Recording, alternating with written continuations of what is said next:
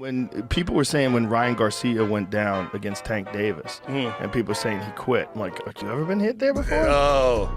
Yeah, it's everything just is happening. This is where does my love for the liver shot come from? Yeah. And I out there put my reputation on the line, had everybody thinking I was crazy. But at the end of the day, who's the crazy one now? Joe Rogan has just reacted to Ryan Garcia beating Devin Haney, giving his bold perspective on the recent showdown. Meanwhile, Eddie found himself embroiled in a rather unusual and heated exchange of words with Garcia's father following Haney's loss. The victor's dad walked past and shouted in Hearn's direction, "That's what you get, you're a piece of a." Shocked, Hearn fired back, "Oh really, you, what are you talking about?" Hearn had entered the arena with unwavering faith in Haney's ability to maintain his flawless professional streak. Yet he found himself reluctantly acknowledging Garcia's prowess after witnessing his performance. However, during a post-fight interview session for Matchroom Boxing, his thoughts were abruptly disrupted by the untimely intrusion of Garcia Sr. Garcia Sr. then bizarrely grabbed his private parts before continuing from down the corridor, "You know you're a piece of. And that's what you get now. What are you going to say, Luke Campbell and Devin Haney? You now. Who have you got?" Hearn's response was swift, citing the newly crowned welterweight champion, Jaron Ennis, who had just inked a deal with Matchroom Boxing. Surprisingly, this simple mention seemed to dissipate the tension, prompting Garcia Sr. to approach Hearn, extending his hand in apology for his earlier outburst. How about Pitbull? You know he's good. Jaron Ennis is good. They're all good. Well done. Respect. It was a good performance. Well Sorry. I know you're emotional. Man, sorry. Listen, it's a sport. When you win, I know, I but... give you all the respect in the world. Okay, give Ryan the respect. I just told him. You did? Absolutely. Thanks. This is how we work. Sorry. Don't worry. I respect you. I accept your apology. Thank you. No problem. As Garcia's father forged questionable alliances with the rivals, promoter Garcia himself reveled in his victory, documenting every moment for his followers on social media. He shared a video of himself enjoying a cigar with his entourage. Haney Pat. Yeah, Haney Pat. Yo, Bill, where you at, Bill?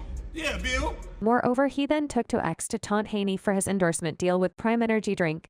Garcia shared a picture of Haney wearing a sparkly Prime chain and said this is why you don't drink Prime, but respect to Haney for getting up every time. Garcia then added, "I know people are so mad. Just imagine a guy that trolled nonstop, beats a P4P fighter, and then is just chilling. Bro, that's hilarious." In another post, he wrote, "Honestly, I was just hurt, and that's why I became so mean. My bad. I'll try my best not to be petty. It's just so hard not to be, but I'm a chill." Notably, his post-fight behavior was nothing compared to his pre-fight antics for an extended period.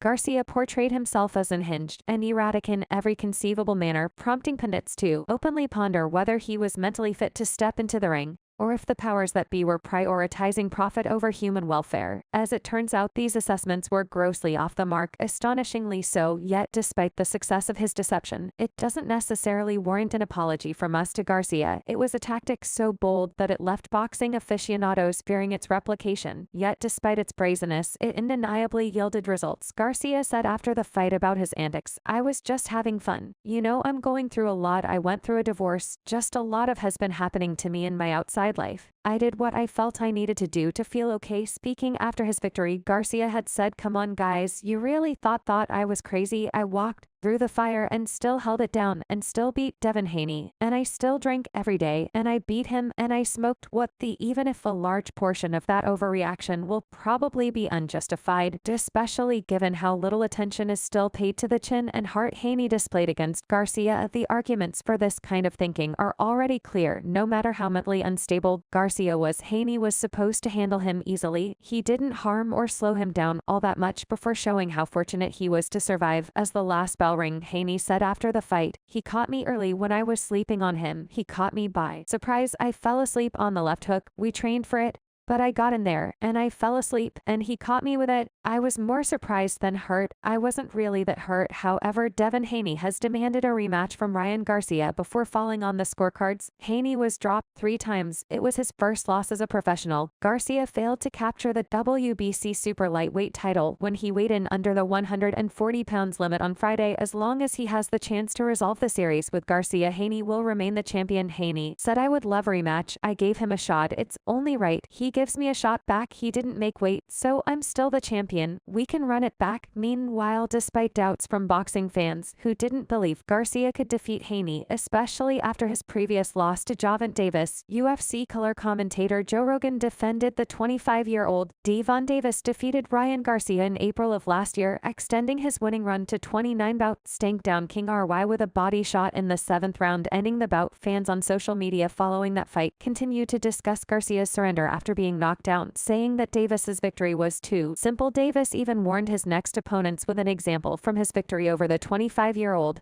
However, Joe Rogan held a different opinion and highlighted the knockout blow to conclude the boxing contest. In an installment of the Joe Rogan Experience featuring UFC icon Bass as a guest, Rogan delved into the devastating liver shot Davis landed on Garcia. The liver awful, Joe Rogan stated. Awful, Joe. Even Bass Rutten agreed with the longtime UFC commentator and said that it's the worst. First Thai boxing class, getting dropped by a liver shot. And I was training with a Class A fighter already, pro. And he figured me out really fast. And he dropped me with a liver shot. And I remember asking him, I go, what is this? It's terrible. I went home. I spent 3.5 hours in front of a mirror. 3.5 hours. My wife said, you're insane. Only this. I was not going to drop my hands anymore. And the next day I went back to the class and I just cleaned 85% of the gym out. And they go like, they thought I played a joke on them.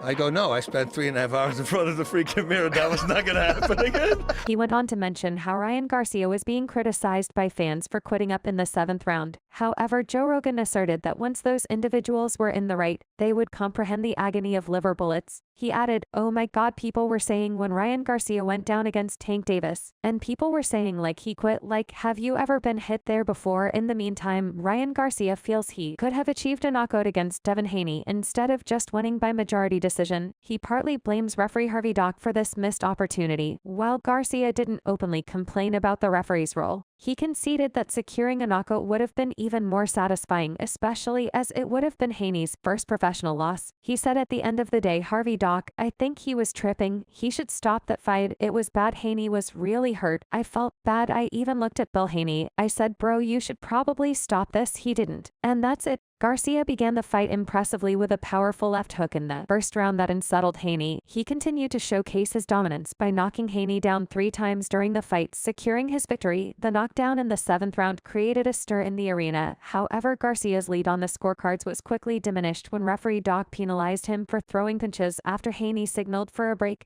Garcia feels that instead of being penalized, he should have been allowed to continue until he could definitely knock Haney down. He said the guy was holding me for dear life. I felt an opportunity to keep swinging while my hands were free, and I cracked him. And then Doc took a point away when I cracked him, but he held me. I should have knocked him out in that 7th round. They stole that from me. Garcia admits that the referee's decisions left him perplexed during the fight. Despite the penalty, Garcia pressed on in the 10th and 11th rounds. He managed to knock Haney down 2 more times, securing the victory. Looking back on his performance, Garcia considers that he might have surpassed expectations. However, his relentless determination to outshine Haney became his primary focus, which in the end proved to be his downfall. He said, that was crazy. I've never seen some like that. He was holding him and I punched him and he was hurt and I was like, yes. Dunno, point taken. Furthermore, Garcia is firm in his belief that he pushed through his training camp successfully, even with frequent drinking, and still came out on top. He expressed indifference to people's opinions about him. Garcia maintained that despite his challenges, he confronted them directly and defeated Devin Haney.